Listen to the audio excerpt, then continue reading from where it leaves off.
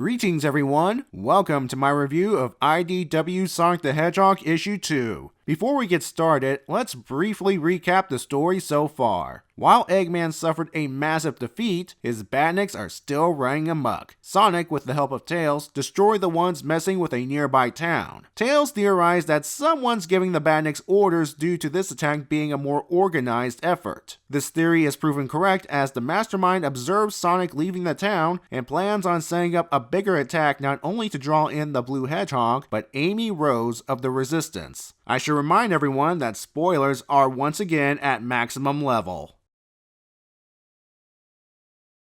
Right away, Sonic's dealing with a death crab heading towards the next town. Don't worry, ordinary townsfolk, he's taking care of the big bot.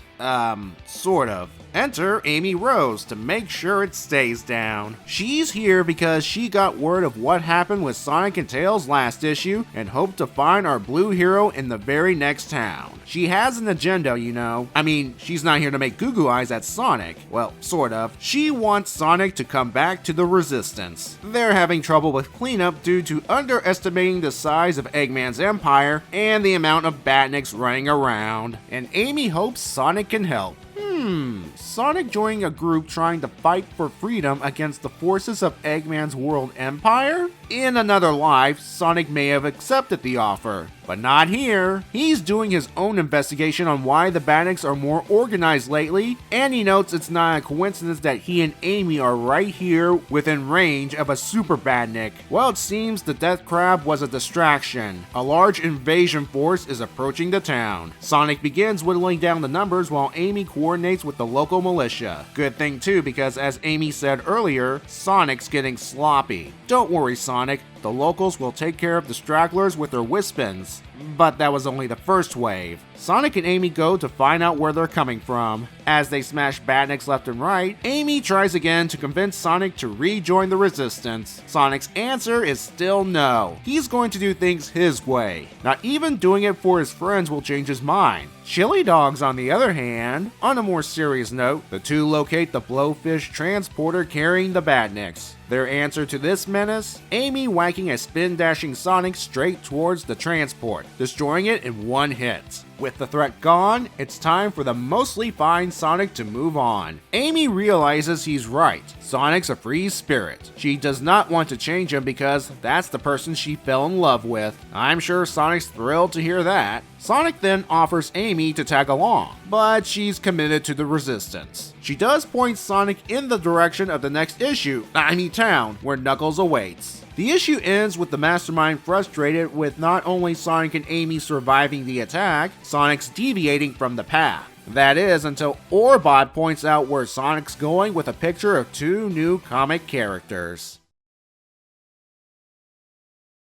The issue continues to build upon elements established in Sonic Forces. Note that I said elements. We don't know how much of Sonic Forces played out exactly like the games in this comic. We do know the Resistance exists in this universe. Well, we've known since as far back as issue 2's solicitation, and Knuckles is indeed the commander. Thing is, in Sonic Forces, the Resistance disbanded after Eggman's defeat. Here, they're still very much active. Their goal at the moment is to clean up the world after Eggman's defeat. As I pointed out earlier, it's harder than it sounds. Hence, Amy hoping Sonic would come back, only to refuse the offer. There are advantages to both joining the Resistance and doing the solo hero gig. Hanging out with the Resistance means having a safe place to rest, coordinate on key targets, and most importantly, have some help in tough situations. You'd think Sonic would learn by now. Sonic remaining solo, at least for right now, allows him to follow his own leads and get to the source of the problem at his own pace, i.e. very, very fast, without anyone telling him what to do. Either way, he gets to smash badniks and save people. So why not have the best of both worlds? Sonic could do the hero thing while having some sort of communication link to the Resistance. That way, if things get too tough, they can call on him for help and vice versa. It's just my opinion. We are reintroduced to Amy, and Unlike how Tails randomly appeared last issue, this was a deliberate setup by the mastermind to get rid of not only Sonic, but her as well, as I've also noted. We see why, as her trademark Pico Pico hammer makes short work of the Badniks, but also, she's the one organizing the activities of the Resistance. She demonstrates this skill by quickly organizing the town militia against the Badniks. No wonder the mastermind wants Amy out of the picture. Speaking of which, we can rule out Orbot and Cubot. Strange that Orbot's calling the mastermind boss, as if it was Eggman. I'm not ruling Eggman out as a candidate. He could have taken meds to reduce the stress after his latest defeat, or the mastermind could have reprogrammed Orbot and Cubot to serve, well, whoever this is. Back over to Sonic and Amy. Their dynamic is one of the highlights of this issue. Some may not like Sonic's put-offish attitude towards Amy at times, and this is nothing new to the character. See, this little birdie's got in trouble.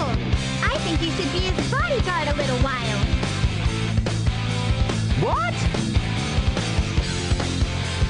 Doesn't matter. We'll just tag along. No way! Come on, don't run away! Oh! But when things get serious, he respects her enough to follow her ideas. Still won't be enough for Sonic to reciprocate your love, Amy. I thought I had you this time.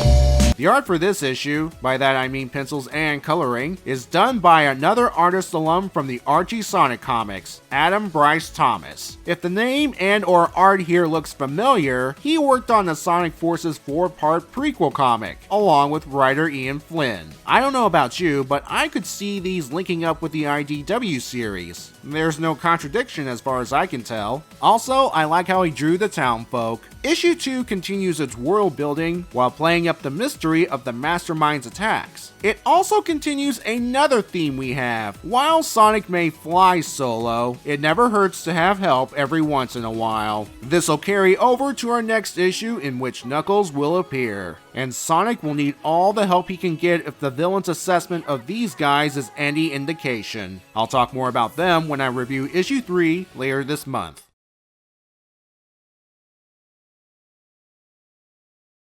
There's something both hilarious and awesome about these two arguing while beating up robots.